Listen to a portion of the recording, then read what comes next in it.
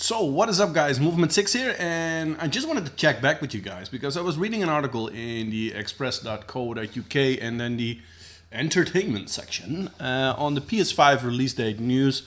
Next gen PlayStation could have killer edge over the Xbox 2.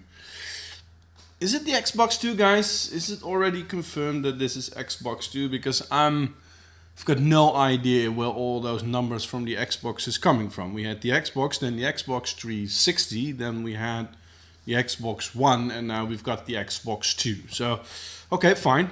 PlayStation 5 makes a bit more sense. But let's dig into this because I've got two tabs open because I really want to dig into a few things here. So it looks like the PS5 could have big advantages over the Xbox 2 in the next gen console war. With the PS5 release date scheduled for late 2020, Sony has been talking up its next-gen PlayStation device. Talked about main features in both in terms of hardware and software. But while improved visuals and faster processing speeds are all well and good, it makes no difference if consoles are difficult to develop for. PlayStation consoles have been guilty for this in the past. We all know that the PlayStation 3 in the past was very difficult to develop for, leading to problems very early in its lifespan. It was the architecture itself was not really very good to develop on. The PlayStation 4 made a quantum leap forward because it's more a PC-based architecture. But it looks like it could be resolved in time for the PS5, which is said be much more easier to create games for. So that's cutting edge. But I don't think that that's the cutting edge we're talking about here, because Xbox is a very easy-going platform because it's similar to a PC, right? That's one-on-one. Ryan also talked about PlayStation Now and how the company is starting to take the service very seriously. We're talking here about cloud gaming, guys.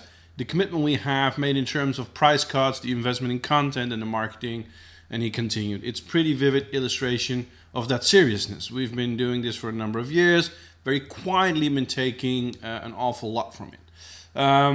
That's very cool. So we're talking about cloud gaming. It was recently announced at the PS5 holiday. So to me, this article didn't really give me an idea on what that cutting edge then is, right? So instead of working at software level with ray tracing, acceleration in GPU hardware, redesign user interface, that to me is also a bit of a worry on one side, because PlayStation 3 had a very strong user interface, and to me the PlayStation 4 is a very strong, easygoing user interface. So I didn't really got the quantity, but it triggered me. So I went searching and I came upon this one. This is from November 4th by Jade King on Trusted Reviews. All we need to know about the PlayStation 5, with a picture of the PlayStation 4.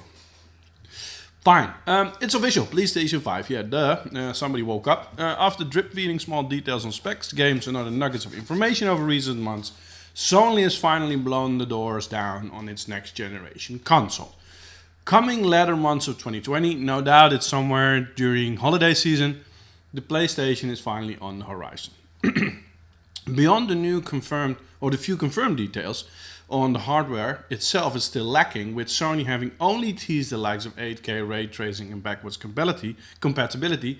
Thus far, we have no idea what the console will look like, although recent leaks of the development kit provide a rather unsavory glimpse. But that's a development kit. We should stop saying this, okay? It's a development kit. Who gives a shit how it looks? It's about the architecture. So they compiled now everything we need to know. The launch window, it's in the latter months, so we are talking about close to Christmas, because that will be makes the most sense, right? They also touched upon the pricing for the PS5 and how it will be competitive when compared to the current market. Sony is currently analyzing the cost, the acceptable price in the market, and platform penetration in regards to launch cost. We'll be crossing our fingers it doesn't cost any more than £500 in this way. I think we're looking at 600-700 to start with. I think it will drop within 6 to 7, 8 months when they made enough revenue from it. So, but I think we need to be aware that it's going to cost 700-800 euros or dollars to start with. So the PS5 at a glance. The PS5 will launch in the later months of 2020. So expect a full reveal event in the coming months. especially on the E3, and the next E3, that's beginning of next year or somewhere around the summer, it's going to be full-blown PS5.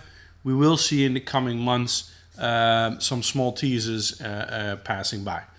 E3 2020 will likely feature PS5 and Xbox 2, which is great. And in terms of launch titles, we can expect a major selection of third-party and first-party experiences.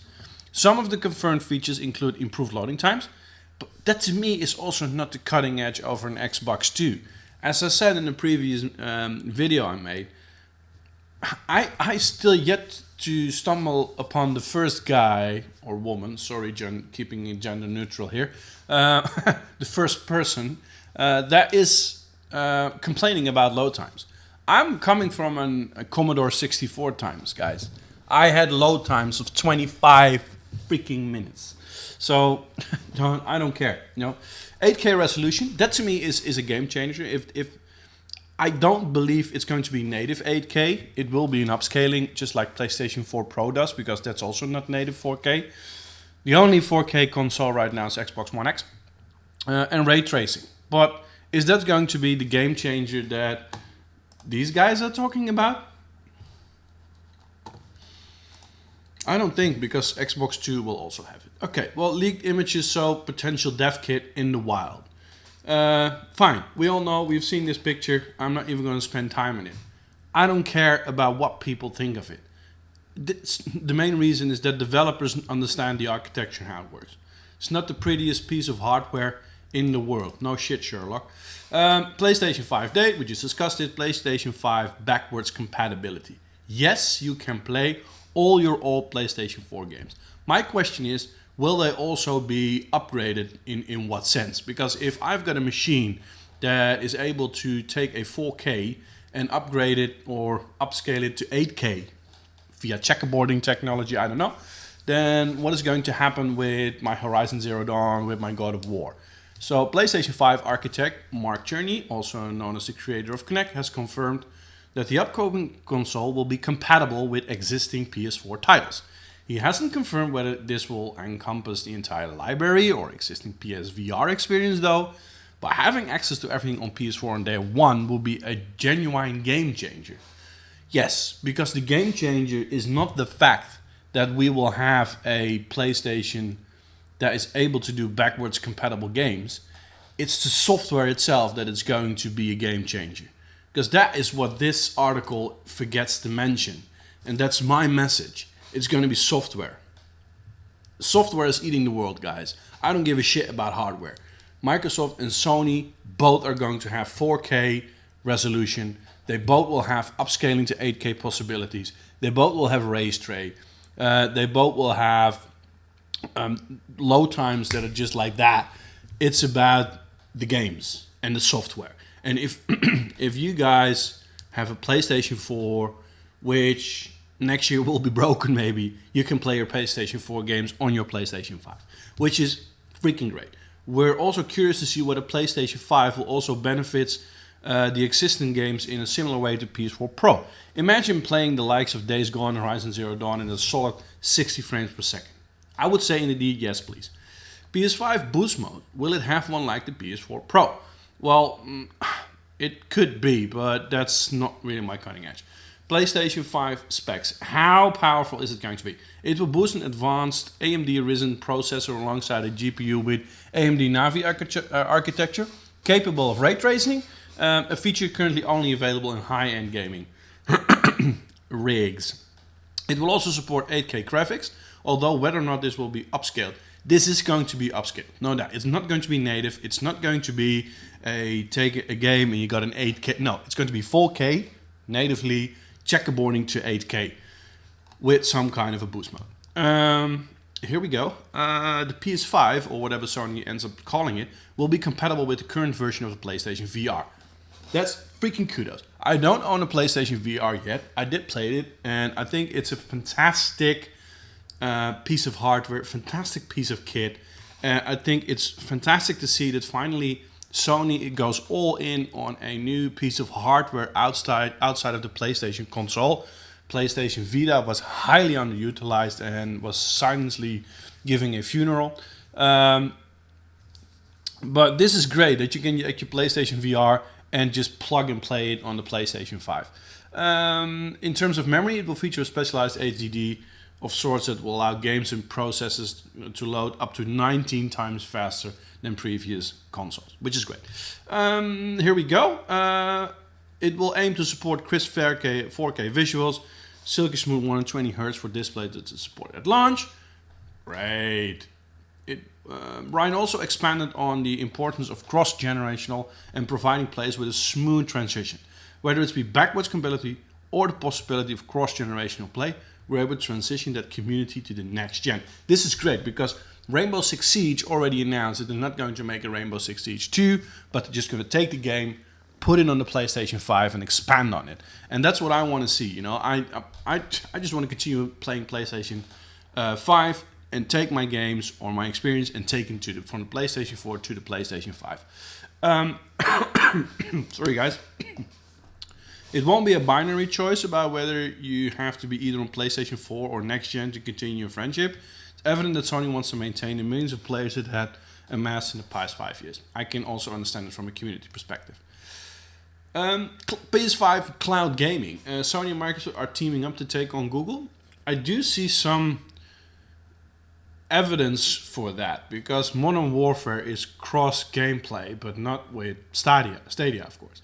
So I do think that Sony and Microsoft need to team up somewhere, but also need to prevent from people not seeing the difference anymore, because there are people that are highly focused on Xbox, people highly focused on Sony. I'm cross-platform.